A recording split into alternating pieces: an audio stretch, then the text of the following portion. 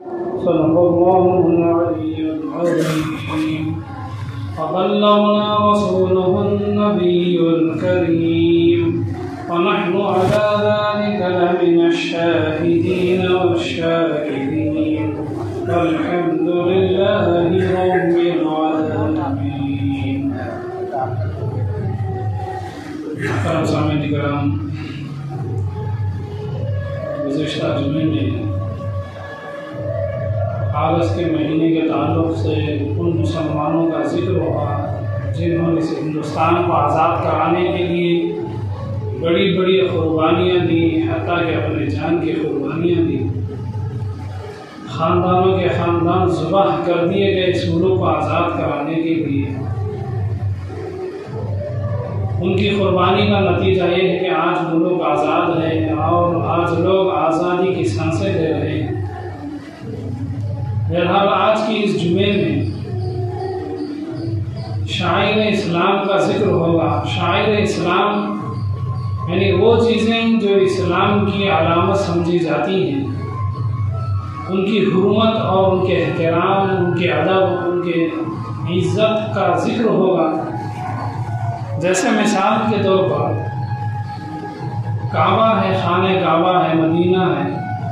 اب اس کی جو تصویر یا فوٹو ہے، مکے کی ہو یا مدینہ منورہ کی ہو، کعبے کی ہو، اگر کوئی مدینے کی، مکے کی فوٹو کو اپنے پاؤں کے نیچے، اپنے جوتے چپل کے نیچے رکھے تو بہت بڑا گناہ ہے. کیوں؟ اس لیے کہ اصل کعبہ، مکہ، مدینہ تو وہ تو ہے عرب کے اندر، لیکن اس کی فوٹو کی بھی ایک عزت ہوتی ہے، اس کا بھی ایک ادب احترام ہوتا ہے. اور ایسے ہی قرآن پاک جو سب سے بڑی کتاب ہے، اس کا ادب احترام یہ ہے، قرآن کریم کی عزت یہ ہے کہ اسے اونچی جگہ پر رکھا جائے اور قرآن پاک کے اوپر کوئی دوسری کتاب نہ رکھے. اگر قرآن کے اوپر کوئی دوسری کتاب رکھتے ہیں تو اس کا مطلب یہ ہوا کہ وہ کتاب قرآن سے بھی بڑی ہے اور اسے اونچی. ہر چیز کا ایک اونچا مقام ہے. قرآن پاک کا ادب احترام یہ ہے کہ اسے وضو کے ساتھ ہاتھ لگائیں اور اسے اونچی جگہ پر رکھیں، اس کے اوپر کوئی کتاب، کوئی بھی چیز نہ رکھیں. یہ قرآن کا ادب احترام. ہر چیز کا ادب ایک احترام ہوتا ہے. مثال کے طور پر ماں باپ ہیں، ان کی بھی ایک عزت ہوتی ہے، ان کا بھی ادب احترام ہوتا ہے. اگر کوئی بیٹی اپنی ماں کے طرف پاؤں لمبے کر کے بیٹھ جائے، اگر کوئی بیٹا اپنے باپ کے منہ کی طرف پاؤں لمبے کر کے بیٹھ جائے تو یہ کون سی عزت ہوگی، کون سا ادب احترام ہوگا. مسلمان کو مسلمان کافر بھی اس بات کو ناپسند کرتے ہیں کہ ایک بیٹا اپنے باپ کے منہ کی طرف پاؤں کر کے بیٹھے، یا پھر ایک بیٹی اپنی ماں کی طرف اس کے پاؤں لمبے کر کے بیٹھے. ماں باپ کا ادب احترام بھی کرنا ہے، ان کی طرف اس طرح کی حرکتیں نہ کریں جس سے ان کی عزت میں کمی ہوتی ہو. اسے ادب کرنا کہتے ہیں، ان کا احترام کرنا، ان کی عزت کرنا کہتے ہیں. حضرت بایزید بسطامی رحمۃ اللہ علیہ اپنے زمانے کے اولیاء کرام میں سے ہیں. ان کے زمانے میں ایک مسلمان کا انتقال ہو گیا جو بہت زیادہ عبادت گزار تو نہیں تھا، لیکن اس کی زندگی میں کچھ گناہ بھی تھے. اس زمانے میں خواب میں دیکھا گیا کہ ایک نیک صالح انسان نے خواب دیکھا اور اس سے پوچھا کہ تمہاری مغفرت کیسی ہو گئی. وہ آدمی کہنے لگا کہ میرے پاس اتنی بڑی نیکیاں نہیں تھی کہ جسے میں اللہ کے دربار میں پیش کر سکوں، میرے پاس گناہ بھی بہت زیادہ تھا. لیکن حضرت بایزید بسطامی رحمۃ اللہ علیہ جو اللہ کے نیک بندے ہیں، میں تو ان کو نہیں جانتا تھا، لیکن ایک مرتبہ جب وہ راستے سے جا رہے تھے تو کسی آدمی نے کہا کہ یہ حضرت بایزید بسطامی ہے، اللہ کے نیک لوگوں میں ہیں، ولی اللہ ہیں. میں نے انہیں اللہ کا نیک سمجھ کر کے ایک محبت کی نگاہ ان کے اوپر ڈالی. میں نے محبت کی نگاہ سے، عزت کی نگاہ سے انہیں دیکھا. اللہ کو یہ میرا دیکھنا پسند آ گیا. اللہ کے نیک بندے کو محبت کی نگاہ سے، عزت کی نگاہ سے، اونچی نگاہ سے، ادب کی نگاہ سے دیکھنے پر اللہ نے میری مغفرت کر دی. صرف نیک لوگوں کو محبت کی نگاہ سے دیکھنے پر اللہ نے بخشش کا ذریعہ بنا دیا. اسی لیے کسی بھی انسان کو اپنے آپ پر فخر اور گھمنڈ نہیں کرنا چاہیے. کہ پتہ نہیں اللہ تعالیٰ کس کو کس بدلے میں، کس نیکی میں، کس عمل پر اللہ تعالیٰ اس کی مغفرت کر دے۔ تو اسی لیے لوگوں کا ادب احترام کرنا، اسی لیے حضرت علی رضی اللہ تعالیٰ عنہ نے فرمایا لوگوں تم گناہ سے نفرت کرو، گنہگار سے نفرت نہ کرو۔ لیکن ہمارے زمانے میں الٹا ہو گیا ہے، گناہ سے نفرت نہیں ہے، گناہ کرنے والا جو انسان ہے یا جو گنہگار عورت ہے یا گنہگار جو مرد عورتیں ہیں ان سے نفرت ہوتی ہے، ان سے نفرت نہیں، جو گناہ ان کے اندر ہے اس گناہ سے ہمیں نفرت ہونا چاہیے۔ اگر گنہگار سے ہم نفرت کریں گے تو پھر اسلام کو ہم نے سمجھا ہی نہیں۔ اگر ہماری اولاد کوئی گناہ میں پڑ جائے تو ہمیں انہیں سدھارتے ہیں، ہمیں ان سے نفرت نہیں ہوتی اپنے بچوں سے، بلکہ اس گناہ سے نفرت ہوتی جس گناہ میں ہماری اولاد لگ جائے، جس گناہ کے اندر ہماری اولاد داخل ہو جائے۔ تو ایسے ہر وہ انسان جو گنہگار بھی ہوں ان لوگوں سے نفرت کرنا بالکل اسلام کی ناسمجھی کی علامت ہے، بلکہ گناہ سے نفرت کرنا چاہیے۔ تو بہرحال لوگوں کے ساتھ ادب احترام کا معاملہ کرنا، شاعر اسلام یعنی دین اسلام کی جو نشانیاں ہیں جیسے کہ مساجد ہیں، مدارس ہیں، قرآن کریم ہے، اللہ کی کتابیں، حدیث کی کتابیں ہیں، ان ساری چیزوں کا ادب احترام کرنا، ان کی عزت کرنا، یہ وہ چیزیں ہیں جن کی وجہ سے ایمان میں بڑھوتری ہوتی ہے۔ اگر ان چیزوں کا ادب احترام نہ کیا جائے تو انسان کا ایمان بھی کمزور ہوتا ہے اور اسے نیک اعمال کی توفیق بھی اس کی ختم ہو جاتی ہے۔ سلطان محمود غزنوی رحمۃ اللہ علیہ بادشاہ گزرے ہیں اپنے زمانے کے، ہندوستان میں بھی آئے تھے، جنگ کرتے ہوئے انہوں نے بہت بڑا علاقہ فتح کیا، جنگوں کے ذریعے سے بہت دور دور تک زمینیں انہوں نے جنگوں میں حاصل کی، بادشاہ بنے۔ اور جب ان کا انتقال ہو گیا تو کسی خواب دیکھنے والے نے اسے سوال کیا کہ تم بادشاہ ہو، تمہارا کیا حال ہوا مرنے کے بعد میں؟ وہ کہنے لگے اللہ نے مجھے مغفرت کر دی، اللہ نے میری بخشش کر دی۔ خواب دیکھنے والے نے سوال کیا کہ یہ جو بادشاہ ہوتے ہیں یا پھر حکومت کرنے والے ہوتے ہیں، گورنمنٹ کی کرسیوں پر بیٹھتے ہیں، ان کے لیے آخرت میں بڑی سزا ہوتی ہے۔ کیوں؟ اس لیے کہ جب حکومت کا خزانہ ان کے پاس ہوتا ہے، گورنمنٹ کی دولت ان کے پاس ہوتی ہے، جتنا وہ چاہتے ہیں اپنے بیٹوں میں، اپنی بیٹیوں میں، اپنے خاندان میں، اپنے دوستوں میں، اپنے چاہنے والوں میں، سب میں وہ بانٹ دیتے ہیں۔ حالانکہ وہ تو مال ہے گورنمنٹ کا مال، اور گورنمنٹ کا مال سارے کا سارا پبلک کا مال ہے، اور تم بادشاہ ہو، تم سے غلطیاں بھی ہوئی ہوں گی، تم سے گناہ بھی ہو گئے ہوں گے، پھر تمہاری مغفرت کیسے ہوگی؟ اللہ تعالیٰ نے تمہیں کس طرح سے معافی عطا فرمائی، کیسے اللہ تعالیٰ نے تمہارے گناہوں کی بخشش کر دی؟ سلطان محمود غزنوی جو بادشاہ تھے سلطان، وہ کہنے لگے ایک مرتبہ میں اپنے شہر سے گزر رہا تھا، وہاں پر خانقاہ کے پاس سے میں گزرا۔ خانقاہ کہتے ہیں جہاں پر اللہ والے بیٹھ کر ذکر کرتے ہیں، اجتماعی ذکر ہوتا ہے، جیسے مسجد میں جماعت کے ساتھ نماز ہوتی ہے، ایسی خانقاہ کے اندر اجتماعی ذکر ہوتا ہے، وہاں پر لوگوں کی تربیت ہوتی ہے۔ وہ گناہ جو انسان کو نظر نہیں آتے، جیسے کہ دوسروں کو حقیر سمجھنا، اپنے آپ کو بڑا سمجھنا، عجب کہتے ہیں، تکبر، غصہ، یہ سب نظر نہ آنے والے کو، ان سارے گناہوں سے وہ بچنے کا طریقہ بتاتے ہیں، لوگوں کے دلوں کو پاک اور صاف کرتے ہیں۔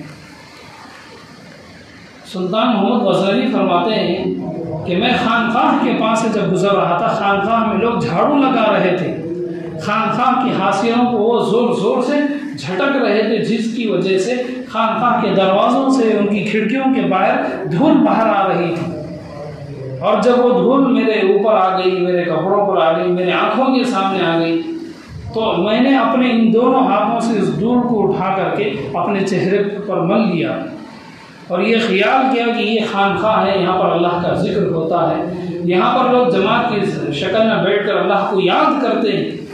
اس جگہ کا ذکر کی، جس جگہ پہ اللہ کی یاد ہوتی ہو، ذکر ہوتا ہو، اس جگہ کی دھول بھی اگر مجھے لگتی ہے تو یہ بھی میرے لیے برکت کا ذریعہ ہے۔ تو اللہ تعالیٰ نے میری اس عمل پر راضی ہو کر، خوش ہو کر کے اللہ نے مجھے معاف کر دیا اور میرے لیے جنت کا فیصلہ کر دیا کہ میں نے اللہ کا نام لینے والوں پر، اللہ کا ذکر کرنے والوں کی جو جگہ ہوتی ہے، اس جگہ کی دھول کی میں نے عزت کی، اس دھول کو بھی میں نے اپنے چہرے پر لگا لیا۔ قرآن کریم کو آنکھوں کو لگانا، اسے پیار کرنا ایک ادب احترام کی نشانی۔ عرب کے اندر یہ ماحول ہے کہ بڑے آدمی کا ہاتھ پکڑ کر کے اسے بوسہ دیتے ہیں، اسے پیار کرنا، ہاتھ کو پکڑ کر کے بوسہ دینا، یہ علامت ہوتی بڑوں کی ادب احترام کی، عزت کی۔ اسی لیے پہلے زمانے سے ایک طریقہ لوگوں میں آ چکا ہے کہ قرآن کریم کو اپنے آنکھوں کو لگانا ہے اور قرآن کریم کو پیار کرنا، یہ قرآن کریم سے محبت کی نشانی، اس کی عزت کو دکھانے کی ایک علامت ہے۔ تو بہرحال شاعر اسلام کا ادب احترام کرنا، دین اسلام کی جو چیزیں ہیں ان کا ادب احترام کرنا چاہیے۔ مولانا اشرف علی تھانوی رحمۃ اللہ علیہ اور ہمارے جو اکابرین گزرے ہیں انہوں نے جن چیزوں کا ادب احترام کیا ہے، مولانا اشرف علی تھانوی رحمۃ اللہ علیہ کہتے ہیں جب میں حج کو گیا، اب وہ عمر ان کی زیادہ ہو چکی تھی، بڑھاپے کی عمر میں وہ لاٹھی کا سہارا لے کے چل رہے تھے۔ اب جو بھی انہوں نے طواف کیا، جو بھی کیا، نماز کا وقت ہو گیا۔ اب جب نماز پڑھتے ہیں تو نماز میں کعبے کی طرف منہ کر کے نماز پڑھتے ہیں، تو وہ جو ان کی لاٹھی تھی، انہوں نے اپنے لاٹھی کا جو وہ حصہ جو زمین پہ لگتا ہے اسے انہوں نے پیچھے کی طرف کر دیا، کعبے کی طرف سلا کے نہیں رکھا، کہ جو چیز زمین پہ لگتی ہے، جہاں پر پاؤں لگتے ہیں، وہ لاٹھی کا وہ حصہ جو زمین پہ لگتا ہے اسے کعبے کی طرف سلا کے نہیں رکھا، بلکہ اسے دوسری طرف پھرا کے رکھ دیا۔ کیوں؟ اس لیے کہ کعبہ یہ جس کی طرف ہم رخ کر کے نماز پڑھتے ہیں اللہ کا گھر ہے، وہ لاٹھی کا وہ حصہ جو زمین پہ لگتا ہے وہ بھی کعبے کی طرف نہ ہو۔ اور مسجد کا ادب احترام بھی ہے کہ اگر وہ اس طرح کی لاٹھی استعمال کرتے ہوں، اگر وہ لاٹھی کو پیشاب خانے وغیرہ پر لے جاتے ہیں، ٹوائلٹ وغیرہ پر، تو اسے مسجد میں نہ لائیں۔ یہ مسجد کی بے حرمتی ہے، مسجد کی بے عزتی کے برابر ہے۔ اور اس کے بعد مولانا اشرف علی رحمۃ اللہ تھانوی رحمۃ اللہ علیہ نے فرمایا کہ جہاں پر میں کتابیں رکھنے کی عادت تھی، اب چونکہ ہر گھر کے اندر انسان گھر میں جانے کے بعد اپنے کپڑے نکال کر کے وہ اوپر لگا دیتے ہیں۔ مولانا اشرف علی تھانوی رحمۃ اللہ علیہ فرماتے ہیں میں جہاں پہ اپنی دین کی کتابیں رکھتا ہوں اپنے گھر کے اندر، میں نے کبھی بھی اپنے جسم کے کپڑے اٹھا کر کے اپنے دین کی کتابوں سے اوپر نہیں لگایا۔ اب چونکہ کپڑے جہاں بھی لگاتے ہیں گھر میں اوپر ہی لگاتے ہیں، نیچے نہیں لگاتے ہیں۔ یعنی وہ یہ بتانا چاہتے تھے کہ جن کتابوں کے ذریعے ہم اسلام کو جاننا چاہتے ہیں، دین سیکھنا چاہتے ہیں، ان کتابوں کا ادب احترام یہ ہے کہ ہماری وہ کتابیں ان کپڑوں سے بھی اوپر ہیں جہاں پر ہم کپڑے لٹکاتے ہیں۔ ہمارا پہنا ہوا کپڑا، ہمارے پہنے ہوئے کپڑے اوپر ہیں اور دین کی کتابیں نیچے ہیں، پھر علم حاصل نہیں ہوگا، علم کا جو اصل مقصود ہے وہ بھی حاصل نہیں ہوگا۔ اسی طرح ہر وہ چیز جو علم حاصل کرنے کی، جیسے جس جگہ پر قرآن رکھ کے پڑھتے، جیسے کہ ڈیسک ہے، ریحان ہے، اس پر قرآن رکھ کے پڑھتے ہیں، اس کا بھی ادب احترام کیا جائے۔ قرآن کریم کو یا تو سیدھے ہاتھ سے اٹھائیں یا پھر دونوں ہاتھوں سے اٹھائیں۔ دوسرے ہاتھ سے اٹھانا، قرآن کو نیچے پکڑ کے اٹھانا، یہ قرآن کی بے ادبی ہے، گستاخی ہے، نافرمانی ہے کہ قرآن کریم کو ایسے نیچے کر کے ہم اٹھائیں۔ قرآن کریم اللہ کی کتاب ہے، اسے یا تو دو ہاتھوں سے اٹھائیں یا کم سے کم سیدھے ہاتھ سے اسے اٹھائیں۔ مولانا اشرف علی تھانوی رحمۃ اللہ علیہ نے فرمایا کہ گھر میں جس جگہ پر ہماری کتابیں ہوتی تھیں، میں نے کبھی ان کتابوں سے اوپر اپنے کپڑوں کو نہیں لٹکایا۔ پھر اس کے بعد مولانا اشرف علی تھانوی رحمۃ اللہ علیہ فرماتے ہیں کہ جب بھی مجھے پیسے لینے ہوتے یا دینے ہوتے، میں ہمیشہ سیدھے ہاتھ سے لوگوں کو پیسے بھی دیتا، اور لوگوں سے اگر میں پیسے بھی دیتا تو سیدھے ہاتھ سے ہی دیتا۔ کبھی بھی میں نے اپنی زندگی میں دوسرے ہاتھ سے پیسوں کو ہاتھ نہیں لگایا، کسی کو اپنے دوسرے ہاتھ سے پیسے نہ دیے ہیں۔ اگر کوئی مجھے پیسے دینے کے لیے آیا تو میں سیدھے ہاتھ سے میں نے پیسے لیے رکھے ہیں۔ کیوں؟ اس لیے کہ جس ہاتھ کے ذریعے سے پیشاب کی پاکی ہوتی ہے، اگر اس ہاتھ کو پیسے لینے کے لیے استعمال کرے یا پیسے دینے کے لیے استعمال کریں، پیسے یہ بھی اللہ کی ایک نعمت ہے، پیسے روزی روٹی کا ایک ذریعہ ہے، اس کا بھی ادب احترام کرنا چاہیے۔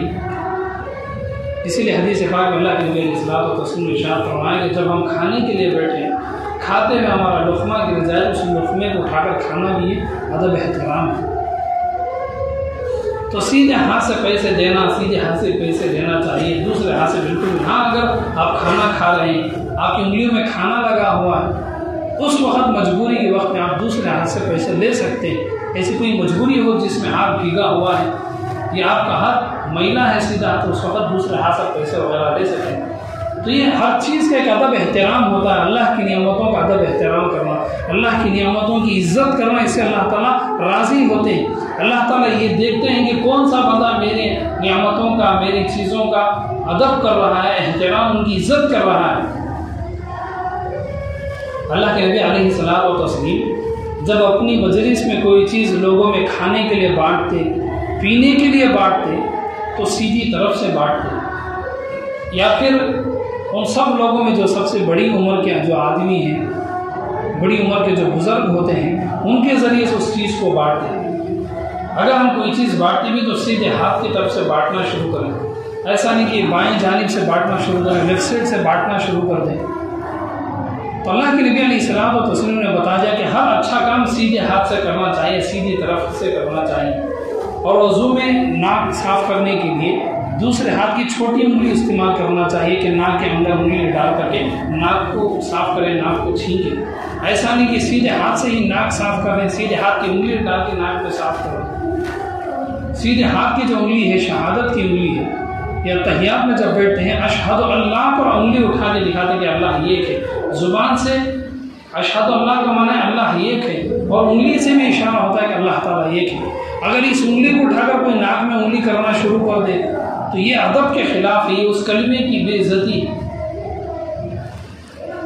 اس لیے ہمارے جتنے طور و طریقے ہیں، کھانے پینے کے طریقے ہیں، شب و روز کے جو معمولات ہیں، دن رات کے جو طریقے ہیں، اس میں ادب احترام کا خیال رکھا جائے۔ محبوب سبحانی علامہ سید عبد القادر جیلانی رحمۃ اللہ علیہ کا ایک واقعہ ہے۔ ان کے زمانے میں 3 آدمی سفر پہ نکلے۔ اب سفر میں جب نکلے تو ایک دوسرے سے ملاقات ہو گئی، ایک دوسرے سے پوچھنے لگے کہ تم کہاں جا رہے ہو؟ وہ کہنے لگا کہ میں بھی عبد القادر جیلانی رحمۃ اللہ علیہ کے پاس جا رہا ہوں۔ دوسرے نے بھی یہی جواب دیا، تیسرے نے بھی یہی جواب دیا۔ اب سب لوگ جب ایک ہی طرف جا رہے ہیں تو ہر ایک نے پوچھا کہ تمہارے جانے کا مقصد کیا ہے، تم کس لیے وہاں جا رہے ہیں؟ ایک آدمی نے کہا کہ میں ان کے پاس علم سیکھنے کے لیے جا رہا ہوں، میں نے سنا ہے کہ وہ اللہ کے ولی، اللہ کے بزرگ ہیں، وہ سلف صالحین میں سے ہیں، میں ان کا مرید بننے کے لیے، ان کا شاگرد بننے کے لیے، میں ان سے دین کا علم سیکھنے کے لیے جا رہا ہوں۔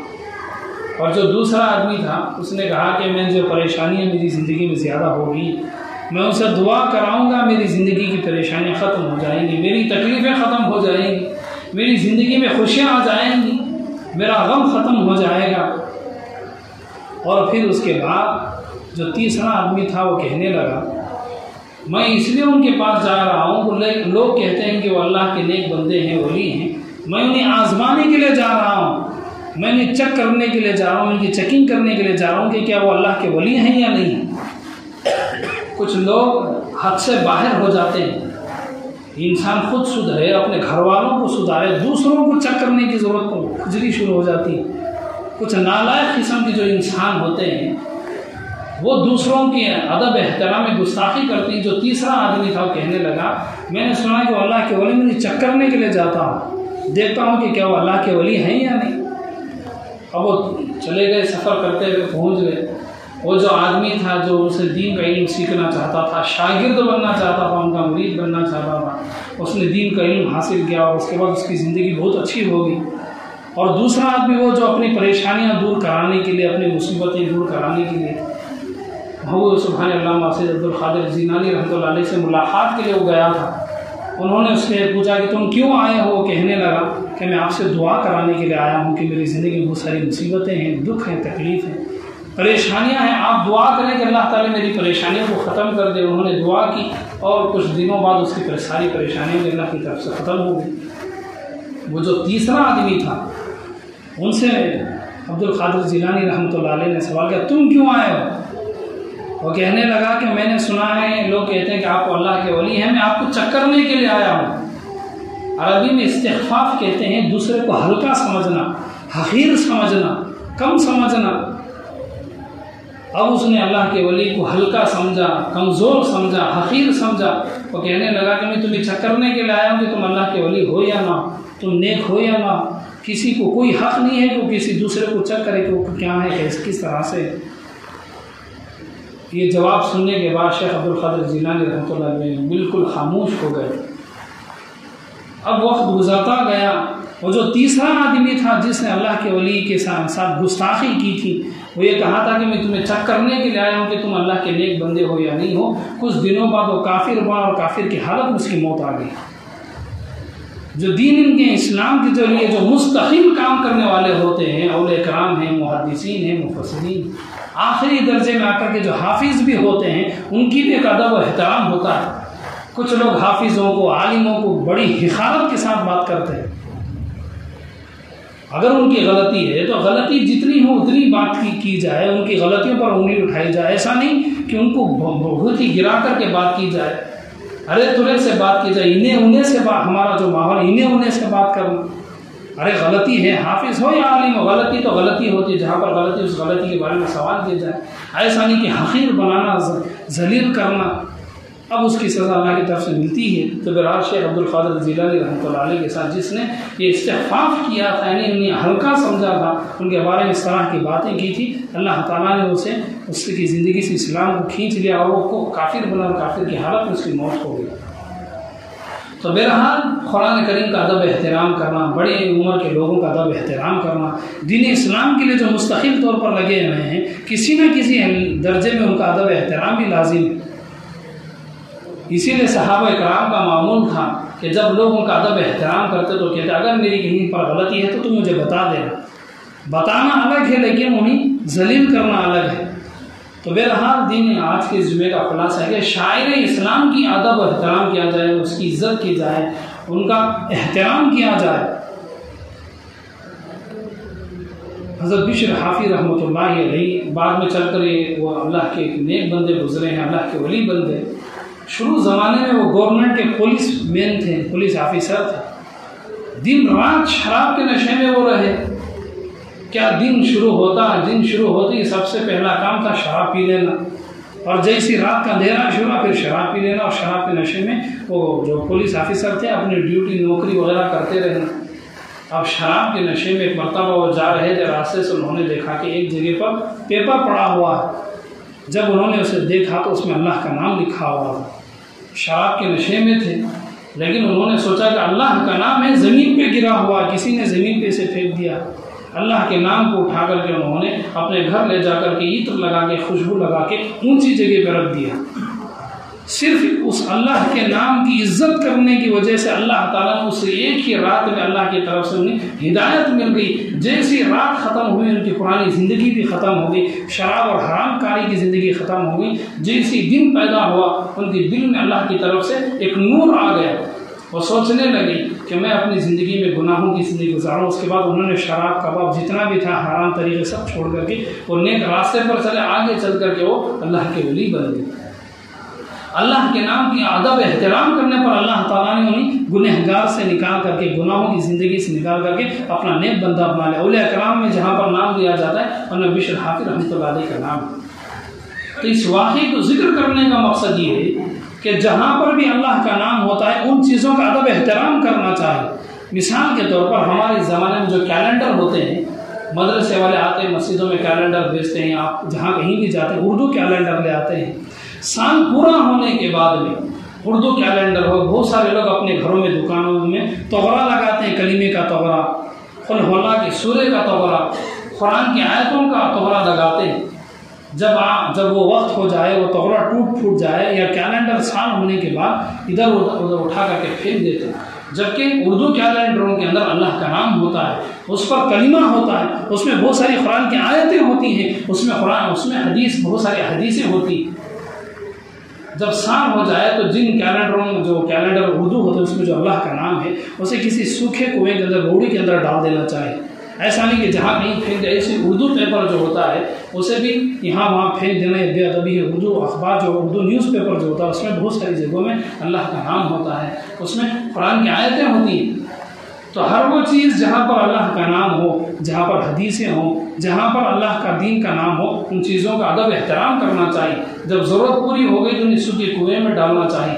ایسا نہیں کہ کیلنڈر پرانا ہو گیا اسے لے جا کر کے گجری میں ڈال دیں گے۔ دوسری جو زبانیں ہیں، انگریزی زبان ہو، کنڑا زبان ہو، جتنی نیوز پیپر آپ چاہیں تو اسے جہاں چاہیں ڈال دیں۔ گجری میں ڈال دیں، جو چاہیں آپ کریں، لیکن جو اردو نیوز پیپر ہے یا اردو جو کیلنڈر ہے انہیں گجری میں ڈال دینا، انہیں کچرے میں پھینک دینا، یہ بے ادبی اور گستاخی ہے، جبکہ اس میں اللہ کا نام ہوتا ہے، اس میں قرآن کی آیتیں ہوتی ہیں۔ تو شاعر اسلام یعنی دین اسلام کی جو نشانیاں ہیں ان کا ادب احترام کیا جائے۔ ایسی مکہ مدینہ کی فوٹو جب وہ کیلنڈر یا جہاں پر بھی اس طرح کی فوٹو ہو، یا جو جانماز جس پہ مکے کی تصویر ہے یا وہ جانماز جس پہ مدینے کی تصویر ہے، جب وہ پرانا ہو جائے تو اسے ادھر ادھر اٹھا کر کے نہ پھینکیں، بلکہ سوکھے کنویں میں یا سوکھی بوڑی میں اسے ڈال دیں۔ ایسا نہیں کہ یہاں وہاں گجری میں پھینک دیں گے، کچرے میں پھینک دیں گے، جس پر مکہ مدینے کی تصویر ہو جائے، جس میں اللہ کا نام موجود ہو، جس کیلنڈر پر اللہ کا نام موجود ہو، اسے لے جا کر گجری میں ڈال دیں گے۔ اور پھر وہاں پر کیا کیا ہوتا ہے، کئی مرتبہ لوگ کچرے میں بھی ڈال دیتے ہیں۔ تو بہرحال آج کے جمعے کا خلاصہ یہ ہے کہ ہر وہ چیز جو دین اسلام کی نشانیاں ہیں ہمیں ان کا ادب احترام کرنا چاہیے۔ کتابوں میں ایک واقعہ لکھا ہے کہ ایک مدرسے میں جو حافظ بننے کے جو بچے ہوتے، ان کے جو استاد تھے، ان کے جو 2 شاگرد تھے، ایک شاگرد نے بڑی جلد 1 سال پہلے وہ حافظ بن گیا اور دوسرا شاگرد 1 سال بعد دیر سے وہ حافظ بنا۔ وہ کہتے ہیں کہ قرآن یاد کرنے کے لیے، قرآن پڑھنے کے لیے جب بچے بیٹھتے ہیں، جو بچہ جلدی سے حافظ بنا وہ قرآن یاد کرنے کے لیے جب بیٹھتا تھا تو اپنا چہرہ قبلے کی طرف منہ کر کے بیٹھتا تھا، جیسے نماز میں قبلے کی طرف منہ کر کے کھڑے ہوتے ہیں بیٹھتے ہیں، ایسے وہ قبلے کی طرف منہ کر کے وہ قرآن یاد کرتا تھا۔ 1 سال پہلے اسے قرآن جلدی سے یاد ہو گیا، اور وہ میرا دوسرا شاگرد جب وہ قرآن یاد کرتا تھا تو قبلے کی طرف پیٹ کر کے ہمیشہ بیٹھ کے یاد کرتا تھا، وہ 1 سال بعد دیر سے حافظ ہوا۔ یعنی مطلب یہ ہے کہ قبلے کی طرف بغیر ضرورت کے نہ بیٹھے، جب مجبوری ہو، ضرورت ہو، اس طرح سے ہیں۔ اور ایسے قبلے کی طرف پاؤں کر کے بیٹھنا، چیئر پر آپ بیٹھیں ہیں یا زمین پر آپ بیٹھیں، قبلے کی طرف آپ نے پاؤں کر دیا، یہ قبلے کی بے ادبی ہے۔ جیسے ہم اپنے باپ کے منہ کی طرف پاؤں کر کے نہیں بیٹھ سکتے، جب ایک بیٹے اپنے ماں کے منہ کی طرف پاؤں کر کے بیٹھ جائے تو بے ادبی اور بے عزتی کہلاتی ہے۔ ایسے قبلے کی طرف پاؤں کر کے سو جانا، قبلے کی طرف پاؤں لمبے کر کے بیٹھ جانا، قرآن جہاں پر ہے وہاں پر پاؤں لمبے کر کے بیٹھ جانا، قرآن کی طرف پیٹ کر کے بیٹھ جانا، یا جن کیلنڈروں میں اللہ کا نام لکھا اسے گجری میں یا پھر کچرے میں پھینک دینا، ادھر ادھر پھینک دینا، یہ سب بے عزتی ہے، یہ سب گستاخی ہے، یہ سب گناہوں میں شمار ہوتا ہے۔ ہمیں اس کا خیال رکھنا چاہیے کہ ہر وہ چیز جہاں پر اللہ کا نام ہے، جو دین کی چیزیں ہمیں ان کا ادب اور احترام کرنا چاہیے۔ تو بہرحال ساری باتوں کا خلاصہ یہ ہے کہ قرآن پاک کے اوپر کوئی کتاب نہ رکھیں، سب سے اوپر قرآن ہو، قرآن کے اوپر کوئی کتاب نہ رکھیں۔ کیوں؟ اس لیے کہ قرآن سے بڑی کوئی کتاب ہی نہیں ہے۔ ہمارے گھروں میں ہم اپنے بچوں کو، سب لوگوں کو بتائیں کہ جہاں پر کتابیں رکھی جاتی ہیں وہاں پر سب سے اوپر قرآن ہونا چاہیے، اور قرآن کو سیدھے ہاتھ سے 2 ہاتھوں سے ہاتھ لگانا چاہیے، بغیر وضو کے اسے ہاتھ نہ لگیں۔ یہ سارے ادب اور طور طریقے ہیں۔ ادب با ادب با نصیب ایک مقولہ ہے، با ادب با نصیب یعنی ادب کرنے والے کی نصیب اچھی ہوتی ہے، بے ادب بے نصیب۔ اور جو انسان کسی کا ادب نہیں کرتا، نہ اللہ کا ادب، نہ دین اسلام کا ادب، نہ بڑوں کا ادب کرتا ہے، وہ انسان آگے چل کر بے ادب ہوتا ہے، اور وہ بے ادب انسان بے نصیب ہوتا ہے، یعنی اس کی نصیب خراب ہو جاتی ہے۔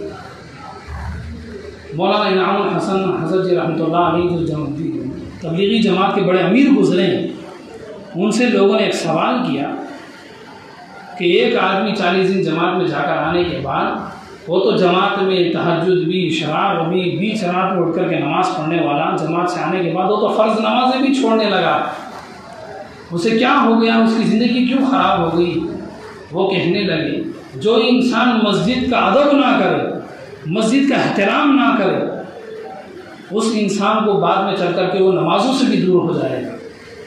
جب ہم مسجد میں رہتے ہیں یا مسجد میں بیٹھتے ہیں تو مسجد کا بھی ادب ایک احترام ہوتا ہے۔ ایسا نہیں کہ مسجد میں زور زور سے ہنسیں گے، ہاں کبھی مجبوری ہے، کبھی انسان سے غلطی ہو جاتی ہے، 2-4 بار ہو جاتی ہے، انسان زور سے بات کر لیتا ہے، انسان ہنسی مذاق کر لیتا ہے، لیکن ہمیشہ وہی پرانی عادت کہ مسجد میں ہنسنا، مسجد میں پاؤں لمبے کر کے بیٹھ جانا، مسجد میں ادھر ادھر سے لوٹتے رہنا، اس طرح کی حرکتیں کرنے کی وجہ سے اللہ تعالیٰ انسان کو مسجد سے، نمازوں سے دور کر دیتے ہیں۔ تو مولانا انعام الحسن رحمۃ اللہ علیہ نے فرمایا کہ جب وہ انسان چلے سے آنے کے بعد نمازوں کے بجائے نمازوں سے دور ہو گیا، اس بات کی نشانی ہے کہ وہ چلے کے دوران اس نے مسجد کی بے ادبی کی، اس نے مسجد کی عزت نہیں کی، اس نے مسجد کا خیال نہیں کیا۔